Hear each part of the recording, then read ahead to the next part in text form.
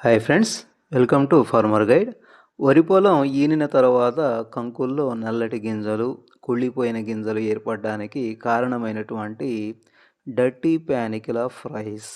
దీనికి కారణాలు, రాకుండా తీసుకోవాల్సినటువంటి నియంత్రణ చర్యలు, వాడవలసినటువంటి మందుల గురించి ఈ వీడియోలో తెలుసుకుందాం.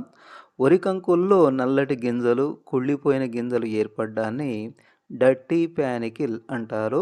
దీనివల్ల పంట చేతికొచ్చేటువంటి చివరి దశలో 60-70% వరకు దిగుబడిలో తీవ్ర నష్టాన్ని చూడాల్సి వస్తుంది. కాబట్టి దీనికి ముందు జాగ్రత్తగానే తగిన చర్యలు చేపడితే 100% దీన్ని కంట్రోల్ చేసుకోవచ్చు.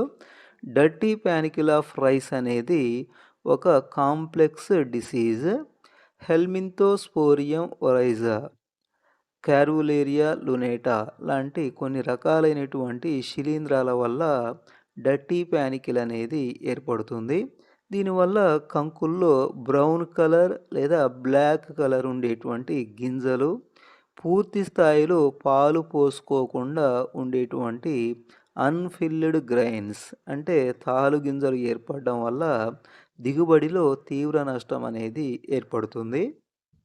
దీనికి నియంత్రణ చర్యలు: బూటింగ్ స్టేజ్ లేదా ఫ్లవరింగ్ స్టేజ్, దీనికంటే ముందు ఒకసారి, మళ్ళీ ఫ్లవరింగ్ 50% అయిన తర్వాత మళ్ళీ ఒకసారి సిస్టమిక్ ఫంగిసైడ్స్ని స్ప్రే చేసుకోవడం వల్ల దీనిని ఎఫెక్టివ్గా కంట్రోల్ చేసుకోవచ్చు.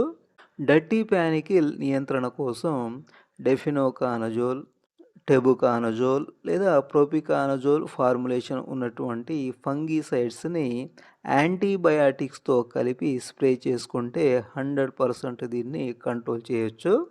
వీటిలో ఒకటి బేయర్ కంపెనీ వారి నేటివో, దీనిలో టెబుకానజోల్ 50% అండ్ ట్రైఫ్లాక్సిస్ట్రోబిన్ 25% ఉంటుంది. రెండవది ధనుక కంపెనీ వారి గొడివా సూపర్, దీనిలో అజాక్సిస్ట్రోబిన్ 18.2% అండ్ డెఫినోకానజోల్ 11.4% ఉంటుంది.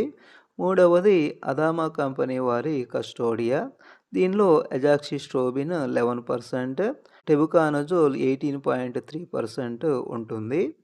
ఇక నాలుగవది సింజెంటా కంపెనీ వారి అమిస్టర్టాప్, దీనిలో అజాక్సిస్ట్రోబిన్ 18.2% అండ్ డెఫినోకానజోల్ 11.4% ఉంటుంది.